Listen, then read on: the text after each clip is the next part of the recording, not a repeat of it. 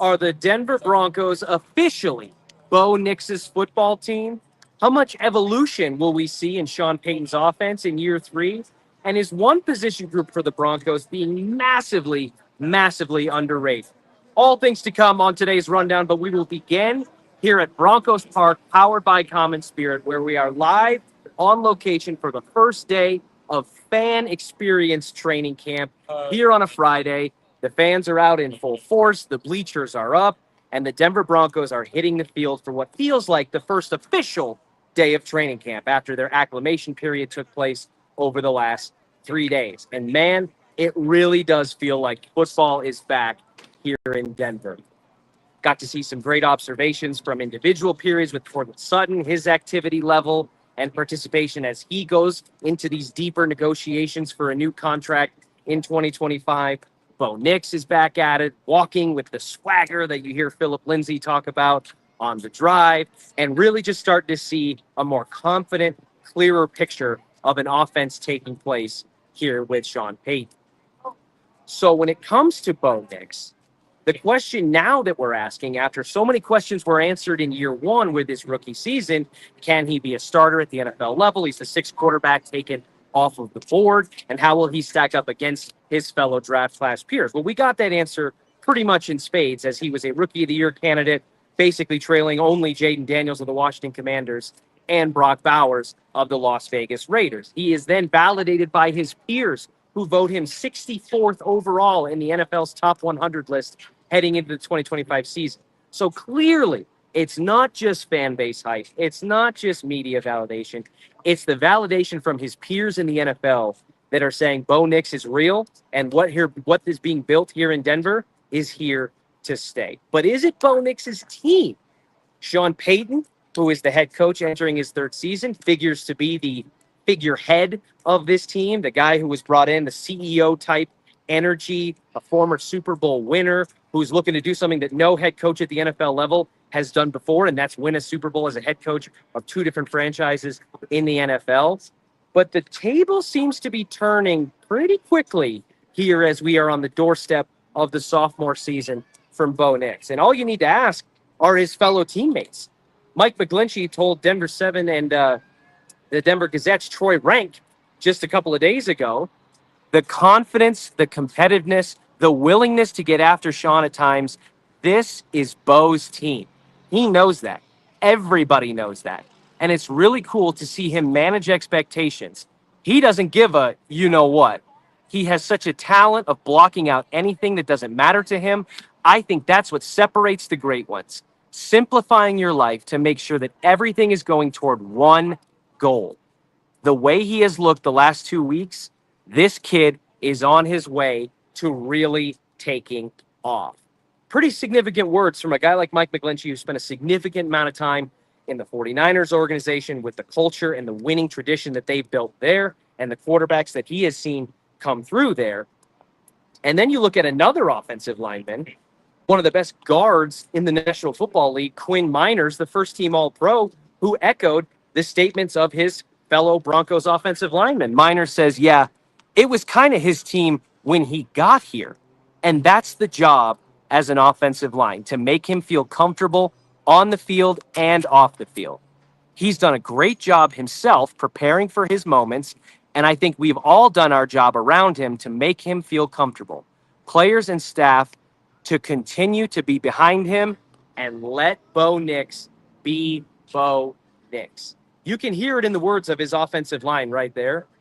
The power shift and the changing of the guard, Sean Payton handing the baton to his handpicked quarterback, the only first-round quarterback that Sean Payton has ever drafted in his lengthy and illustrious NFL career. It feels like 2025 is the year that happens. And what it could mean for this Broncos team going forward, the sky is basically the limit. With what we got in Bo Nix's rookie season, fast-forwarding that to now and the trajectory that they are on over the next couple of years, this could genuinely be, when we look back 5 years from now, the start of something significant and special, the likes of which we have not seen in Broncos country in some time.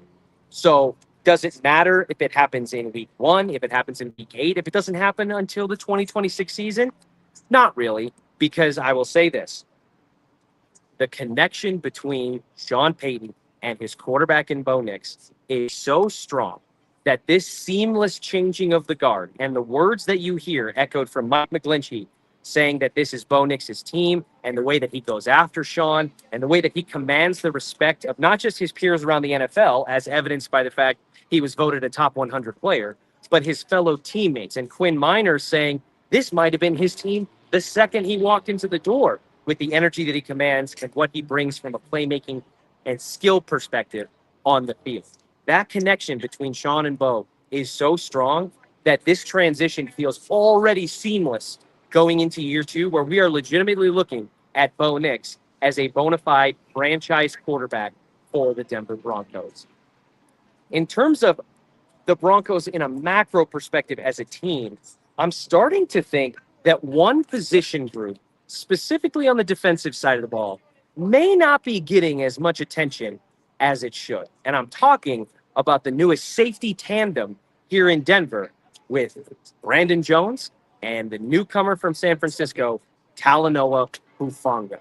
Safety is kind of sometimes, I think, can be a forgotten position because they play so far back. They're more relevant in the pass game than they are the run game. And you don't really feel like you notice it until you have an impact player at that position that prevents you from looking away. Justin Simmons, as a Broncos Iron Man for so many years, filled that void here in Denver. You look at the likes of Kareem Jackson when he was here as that run-stuffing, thumping, hard-hitting safety. You can keep going back to the likes of Steve Atwater, John Lynch. You look around at the Troy Polomalus and the Ed Reeds of lore, guys that made their presence feel known no matter where they lined up on the field, and it just happened to be at the safety position.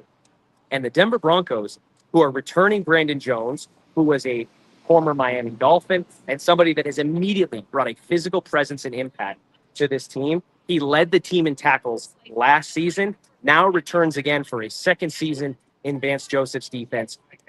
And Talanoa Hufanga, the newcomer from San Francisco, who outside of Patrick Surtain has an accomplishment that no other Broncos defender can claim to their name, and that is being a first-team All-Pro at the NFL level. They are now paired together, and the injury concerns that exist for Talanoa Hufanga, just as Dre Greenlaw and J.K. Dobbins and the like, are going to get to experience an off-season conditioning program and a maintenance program headed up by Sean Payton's fitness guru, Bo Lowry, and the magic that he's been able to pull off, making the Broncos go from one of the most off-injured teams in the NFL to now one of, if not the least injured team in the National Football League.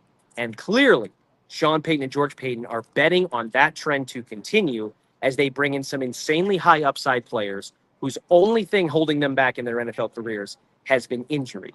And specifically with Talanoa Hufanga, the way that Sean Payton spoke about his new safety, I think is something that should have Broncos country very, very excited.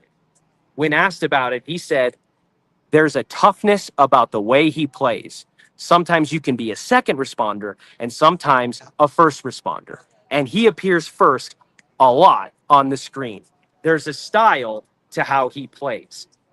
So clearly, Sean is evidenced by looking at the film, cutting the tape, and seeing that Talanoa Hufanga, when it comes to being at the safety position, is someone who is almost positionless defensively because of his ability and nose for the football. The way that he's able to be a presence in the run game, step up into the box, breaking up screens behind the line of scrimmage, and not being a secondary responder, somebody who's chasing the pile and coming in to play cleanup, somebody who is initiating the contact and forcing the issue, which as a defense, the way this Broncos has developed an identity under Vance Joseph with their fast and physical nature, he should be a match made in heaven for this defense. And I will say this, when we're looking at top tandems around the NFL, I genuinely believe that at the course of this 2025 season and the way it plays out, by this time next year, we may be looking at the Broncos safety tandem of Brandon Jones and Talanoa Hufanga as one of the best safety duos in the entire league. The way that Sean Payton talks about Talanoa Hufanga being a first responder, being quick to the football, playing an aggressive, hard-nosed style of defense, and the physicality that he plays, maintaining health will be key, but if he can, pairing him alongside the leading tackler for this Broncos defense last year in Brandon Jones, and someone who also has sideline-to-sideline capability and a nose for the football, the safety tandem here in Denver feels like it's being slept on a little bit more right now than it may 2 to 3 months from now. There is going to be so much to keep track of here at Broncos Park, powered by Common Spirit, as training camp is officially back in full swing. The fans are out in full force. We got breaking Rockies news in the middle of practice, as Ryan McMahon is now the latest Colorado Rocky to really start his Major League Baseball career with a contending team like the Yankees, the Red Sox, etc. We will get into that a little bit more tomorrow, perhaps. But in the meantime, the Broncos are back. Football season is here. And this team, on both sides of the ball, after just 1 week of training camp observations, figures to be a player in the postseason mix. Thank you all so much for joining me. We will catch you at the same time and the same place here at Broncos Park, powered by Common Spirit, on Monday. We'll see you then. I do what I love what I do. Second nature to put in the work.